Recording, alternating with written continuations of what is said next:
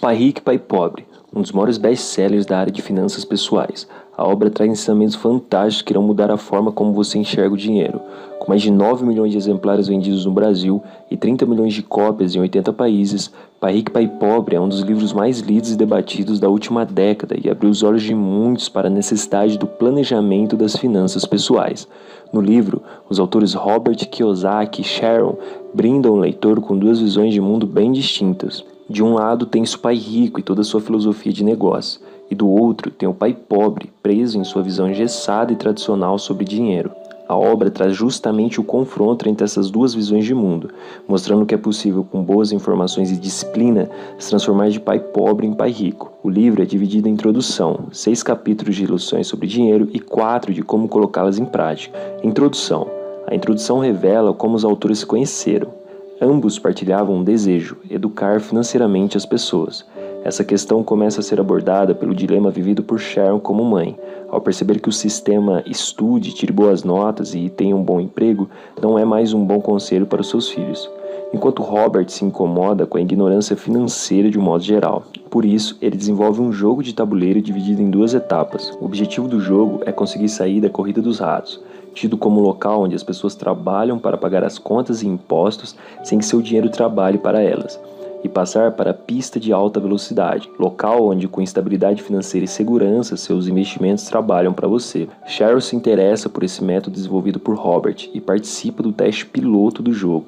Resultado do teste: o teste mostra que mesmo especialistas como gerentes de banco muitas vezes não fazem a menor ideia de como sair da corrida de ratos. E de fato, com mais de 3 horas de experimento, Cher foi a única que conseguiu passar para a pista de alta velocidade. Depois desse primeiro contato e buscando respostas para a indagação como ensinar uma criança o mínimo sobre finanças para que ela saiba jogar pelas novas regras do mercado, Robert convida Sharon para ajudá-lo na edição de seu livro, afirmando que com ele essa pergunta podia ser respondida. Assim, Pai Rico e Pai Pobre se propõe a responder essa pergunta através de suas lições, que podem ser utilizadas e aprendidas não só por crianças, mas por qualquer um que deseje sair da corrida dos ratos. Capítulo 1. Pai Rico e Pai Pobre. O primeiro capítulo traz uma perspectiva sobre o comportamento de cada um dos pais. É interessante frisar que quando Robert começou a aprender sobre o modo como cada um tratava o dinheiro, ambos estavam em situações financeiras parecidas, início de carreira e rendas compatíveis. Porém, um se tornou o homem mais rico do Havaí e o outro morreu deixando dívidas para sua família. Uma visão clara do modo como cada um dos pais se relaciona com o dinheiro é traçada nesse momento inicial e mostra que a mentalidade influencia de modo radical na situação financeira futura de cada indivíduo. O embate de mentalidade mostrado é bem simples. Um pai trabalhava pelo dinheiro e o outro fazia com que o dinheiro trabalhasse para ele. O problema da preguiça mental. O capítulo aborda também a questão da preguiça mental. Robert relata que, enquanto seu pai pobre tinha diversos títulos acadêmicos e era altamente instruído, na hora de pensar o dinheiro, ele era preguiçoso e não exercitava suas habilidades financeiras, nem as desenvolvia. Ele observou que seu pai pobre era pobre não pelo dinheiro que ganhava, que era bastante, mas por causa dos seus pensamentos e ações. Ele percebeu ainda que desenvolver uma mentalidade e educar-se financeiramente leva um tempo. Tanto que, dos 9 aos 39 anos, precisou que seu pai rico continuasse repetindo para ele as mesmas 6 lições que são apresentadas no livro. Por isso, é importante começar a educação financeira de berço, uma vez que as escolas não a oferecem. Contudo, se a maioria dos pais é ou será pobre, as gerações ficam fadadas ao mesmo caminho. Capítulo 2. Lição 1. Os ricos não trabalham pelo dinheiro. Para ensinar essa lição, o autor usa 3 histórias de sua vida. O amigo Mike, que estuda com Robert, é inserido no contexto por uma delas. Ao propor uma sociedade para que deixem de ser pobres após serem destratados por garotos ricos de sua escola. Logo, ser rico torna-se a prioridade dos dois. Eles têm a ideia de fazer dinheiro cunhando moedas a partir de tubos de pasta usados. Na época, os tubos eram de chumbo. Entretanto, logo o pai de Robert alerta que aquela atividade é ilegal. E adverte os meninos que se eles quiserem mesmo saber como se tornarem-se ricos, deveriam procurar o pai de Mike, que sempre era muito elogiado pelo gerente do banco por seus investimentos. Dessa forma, o pai rico, pai de Mike, é introduzido na narrativa e passa a ter o papel ativo. Ele concorda em ensinar os meninos a serem ricos. Pai rico entra em ação. Começa aqui a segunda história. O pai rico propõe que eles trabalhem para ele por 10 centavos a hora, o que era muito pouco. Ao perceber após 3 semanas de trabalho que não estava aprendendo nada e ainda estava trabalhando por uma miséria, Robert confronta o seu empregador e ele ensina a primeira lição. Pai Rico explica a Robert que ele irá ensinar como a vida ensina, através de pancadas, e ao ser atingido por esse primeiro golpe, ele estaria vivenciando o que a maioria dos adultos vivencia todos os dias: trabalhar por um salário que não supre suas necessidades. Ensina ainda que aumentar o valor do rendimento mensal não soluciona o problema, restando então 3 alternativas para quem se encontra nessa situação: reclamar e procurar outro emprego, se acomodar e aceitar a situação, ou procurar uma forma de fazer o dinheiro trabalhar para eles. Ele segue argumentando que a maioria fica presa na primeira ou segunda opções justamente por 2 sentimentos: medo e ambição. O medo de não ter como pagar as contas e a ambição de querer sempre mais dinheiro. Porém, como já dito, mais dinheiro não resolve o problema. Sem instrução financeira, o que acontece quando se ganha mais dinheiro é que aumenta-se o consumo, paga-se mais impostos e muitas vezes as dívidas continuam. Ademais, o padrão trabalhar para pagar as contas prossegue, deixando-o preso eternamente na corrida dos ratos. É necessário fugir da grande armadilha. O pai de Mike, então, faz uma nova proposta para os garotos. Sugere que eles trabalhem de graça, para fugir do que ele chama de a grande armadilha, que é trabalhar pelo dinheiro e tornar-se escravo dele através das emoções já citadas. Ele explica que não pagar é uma forma de eliminar o medo e fazer com que os garotos enxerguem as oportunidades que poderiam passar despercebidas quando se está focado apenas no dinheiro. A partir desse ponto, começa uma vasta explicação de como o dinheiro desencadeia emoções que interferem no raciocínio e estas acabam impedindo uma análise clara das oportunidades. Pai Rico aconselha os garotos a usarem as emoções ao seu favor, uma vez que muitos ricos ainda são escravos do dinheiro por medo de perder as suas fortunas. E viver com medo de perder é igual ou pior do que viver com o medo de não ter, aprendendo novas lições sobre o dinheiro. A terceira história do capítulo é inserida no contexto para explicar a decisão dos meninos em não trabalhar por dinheiro, já que eles exploram uma oportunidade não percebida antes, sendo que eles se encontravam nas mesmas condições de quando ganhavam 10 centavos por hora. O negócio que surgiu dessa oportunidade durou apenas 3 meses, mas já foi o suficiente para os sócios aprenderem novas lições. Por exemplo, como fazer o dinheiro trabalhar para você, como é difícil arranjar bons funcionários e como controlar o fluxo financeiro de uma empresa. A grande lição do capítulo é promover a reflexão sobre o papel do dinheiro na vida do indivíduo e como as emoções podem influenciar nas decisões. O autor frisa bem que não devemos ser escravos do dinheiro, mas sim dominar nossos sentimentos, escolhendo os nossos pensamentos e ações de forma racional. Essa lição pode ser bem resumida em uma das falas de Pai Rico: continuem trabalhando, garotos, mas quanto mais cedo vocês se esquecerem de que precisam de um contra-cheque, mais fácil se tornará a sua vida adulta. Continuem usando o seu cérebro, trabalhem de graça e logo sua mente lhe mostrará formas de ganhar muito mais dinheiro do que eu poderia lhes pagar. Vocês verão o que outras pessoas nunca percebem, oportunidades que estão à frente de seu nariz. A maioria jamais enxerga essa oportunidade porque estão atrás de dinheiro e segurança, e é isso que elas recebem. No momento em que vislumbrarem uma oportunidade, vocês a reconhecerão pelo resto de suas vidas. Quando conseguirem isso, vou lhes ensinar outra coisa. Aprendam essa lição e evitarão uma das maiores armadilhas da vida. Capítulo 3, Lição 2. Para que ter alfabetização financeira?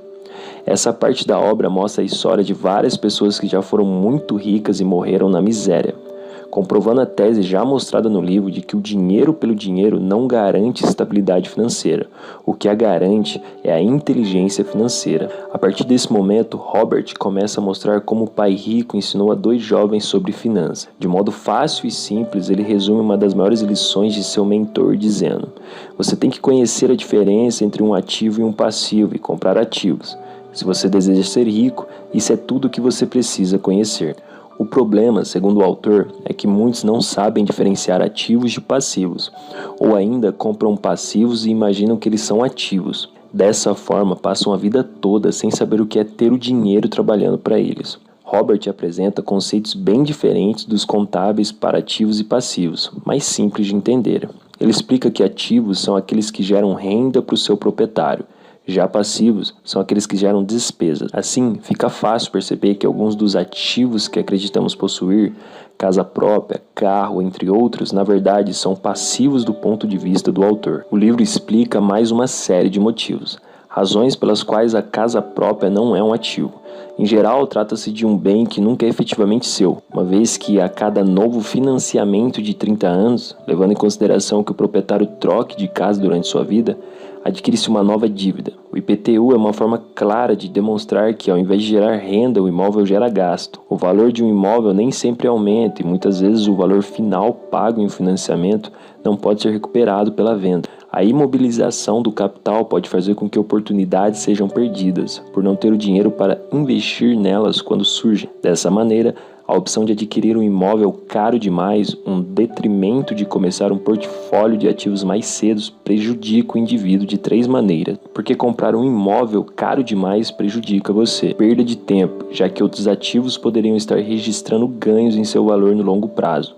Perda de capital adicional, que poderia ter sido investido em mais ativos ao invés de estar pagando valores de manutenção ligados ao imóvel. Perda na instrução. Para aprender a investir é preciso fazê-lo. Como os valores pagos nos imóveis são altos, na maioria dos casos, os casais não conseguem ter margem para investir e isso custa a eles experiências em negócio, culminando em nunca se tornarem investidores sofisticados, que é para quem são oferecidas as melhores oportunidades de investimento. No final do capítulo, Robert explica que para sair da corrida dos ratos é necessário investir cada vez mais em ativos, até que a renda deles não só cubra suas despesas, mas seja possível reinvesti-las em outros ativos, aumentando a riqueza. Nesse ponto de independência financeira, não se precisa mais do salário e pode-se viver sem ele. Esse é o conceito de ser rico para o autor, e arremata seu pensamento dizendo: os ricos compram ativos, os pobres só têm despesas. A classe média compra passivos pensando que são ativos. Capítulo 4, lição 3. Cuide de seus negócios. Negócio e profissão. Seu negócio é aquele que te gera renda sem que você esteja trabalhando diretamente nele. Já a sua profissão é seu emprego. Robert adverte que não é preciso deixar sua profissão para ter seu negócio. O mais importante é diminuir seus passivos e despesas, de modo a proporcionar a compra de seus ativos e o início de seu negócio. Ele ressalta que é de suma importância desenvolver negócios com o que se gosta, atividades que trazem prazer e satisfação. Em seguida, o autor mostra uma lista de ativos que ele sugere que sejam adquiridos, divididos em categorias. Negócios que não exijam sua presença. Seja dono, mas delegue a administração a outras pessoas. Se tiver que trabalhar nele, deixa de ser negócio e passa a ser uma profissão. Ações, títulos, fundos mútuos, imóveis que geram renda, promissórias, tudo que tenha valor, gere renda ou se valorize e tenha um mercado líquido. O próprio autor não aconselha que todos abram uma empresa, pois não são todos que têm vocação para tal. No entanto, ele deixa claro que a prioridade para alguém que quer ter uma estabilidade financeira é trabalhar arduamente em sua coluna de ativos para desenvolver seus negócios. Robert optou por imóveis, já que gosta dessa área e se sente satisfeito em negociá-los e alugá-los. Para finalizar a lição, o autor fala um pouco sobre a aquisição de artigos de luxo. Eles podem ser comprados, mas após seus ativos, de preferência com as rendas desse. Se este for o caso, a sensação será de satisfação pessoal por ter aplicado seu dinheiro corretamente, de forma que ele trabalhou para você e te presenteou com um carro novo, uma bolsa de grife ou outro item. Entretanto, ao comprar um item de luxo sem investir antes em seus ativos, o prazer inicial se transformará em ressentimento, pois ao invés de alegria, te trará uma dívida e mais um passivo inútil gerador de despesa. Capítulo 5, lição 4. A história dos impostos e o poder da sociedade anônima. O capítulo conta um pouco da história dos impostos e como eles oneram os trabalhadores. Depois passa a explicar como os ricos conseguiram driblar a máxima de tire dos ricos e distribua para os pobres, pregada pela lógica dos impostos. É nesse ponto que se inserem as sociedades anônimas e o modo como elas protegem o capital nela investido. O segundo ponto alto do capítulo traz do que para Kiyosaki se compõe o QI financeiro. Composição do QI financeiro. Ele o divide em 4 áreas: contabilidade, investimento, conhecimento de mercado e lei. Ao conhecer a contabilidade, pode-se entender a situação de uma empresa e analisar de uma forma clara se é um bom ou um mau investimento, além de seus pontos fortes e fracos. Investimento, por outro lado, é, para o autor, a ciência do dinheiro que faz dinheiro. Mexe diretamente com a criatividade e estratégia de cada um. Entendimento dos mercados representa a necessidade de conhecer os aspectos técnicos do mercado e os fundamentos de investimento. A lei mostra a importância de conhecer a legislação e se beneficiar dela, através de vantagens tributárias e proteção dos ativos em processos judiciais. Capítulo 6, lição 5. Os ricos inventam dinheiro. Ao longo desse capítulo, o autor frisa várias vezes que a decisão de educar-se financeiramente, desenvolver o QI financeiro e assumir risco é de cada um. Contudo, ele destaca que o principal motivo para fazê-lo é ter mais opções, visto que atualmente a riqueza reside nas informações e na forma como elas são usadas. E, para saber o melhor modo de utilizá-las, nada como uma sólida base de conhecimentos financeiros. O autor conta ainda várias histórias de vida para inspirar os leitores. Ele mostra o caso de uma mulher que, ao jogar Cash Flow, jogo criado por Robert e explicado na introdução do livro, se revolta por não se identificar inicialmente nas situações do jogo e achar que está perdendo tempo, pois foi para a palestra dele para aprender a investir. Kiyosaki traz uma lição fundamental com essa história. Muitas vezes é difícil identificarmos que estamos vivendo uma situação até que se reflita sobre ela. É necessário aprender a reconhecer e aproveitar oportunidades. O autor cita também que normalmente as pessoas reclamam do jogo por não saberem aproveitar as oportunidades que lhes são dadas. O jogo oferece inúmeras chances de sair da corrida dos ratos para alguns jogadores, mas eles não as reconhecem e, em muitos casos, a chance é única. Assim como no jogo, saber reconhecer e aproveitar as oportunidades na vida são habilidades que podem ser desenvolvidas e aprimoradas através da alfabetização financeira. Eis aqui mais um motivo para investir nessa área. Ele deixa bem claro que, independentemente do que aconteça, o que realmente importa é quantas soluções financeiras diferentes se pode achar para cada situação encontrada. E esta também é uma concepção de inteligência financeira defendida por Robert, inventando dinheiro. Em seguida, são contadas duas histórias de que, com pouco ou nenhum dinheiro, ele conseguiu multiplicar e fazer dinheiro, que é o título da lição. Na verdade, inventar dinheiro para eles significa investir pouco ou nada e multiplicar esses valores de modo que quase infinito, uma vez que o aporte inicial foi zero ou próximo a isso. Em um dos relatos, ele conta que comprou uma casa de $5.000 de entrada e pagou as prestações do financiamento com um aluguel, ficando mensalmente com $40 por mês de renda.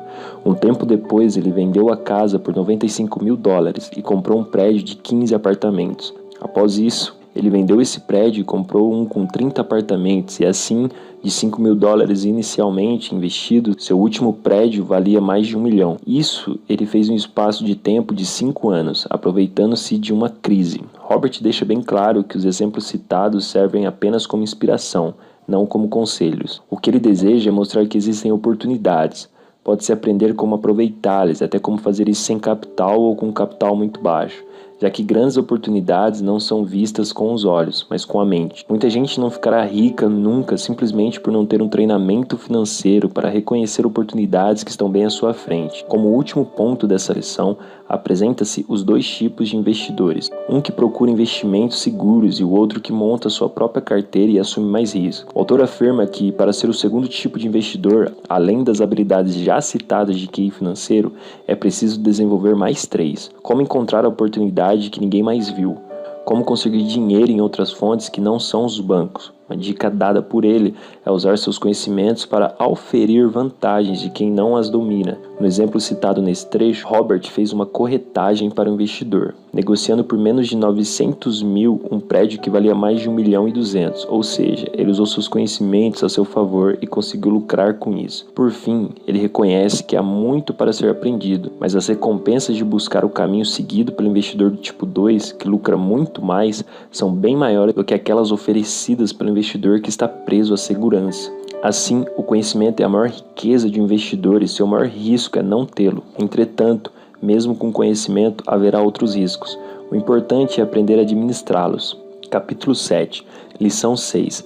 Trabalhe para aprender. não pelo dinheiro. Essa lição está embasada no fato de que ter um grande talento muitas vezes não é o suficiente para ser bem-sucedido. Robert explica que ser bom em apenas uma coisa pode levar uma pessoa brilhante ao fracasso. Um conjunto de habilidades é exigido de cada um para o sucesso e elas devem ser desenvolvidas ao longo de suas carreiras. Nesse contexto, ele conta sua trajetória no mercado de trabalho e como ele aprendeu cada uma das habilidades que tem hoje. Foram muitas carreiras com grandes perspectivas que ele largou, pois sabia que não queria ficar preso na grande armadilha. Durante todo esse tempo, controlou seu medo e sua ambição para garantir que alcançaria o que havia planejado. Defina as habilidades que necessita aprender e desenvolver.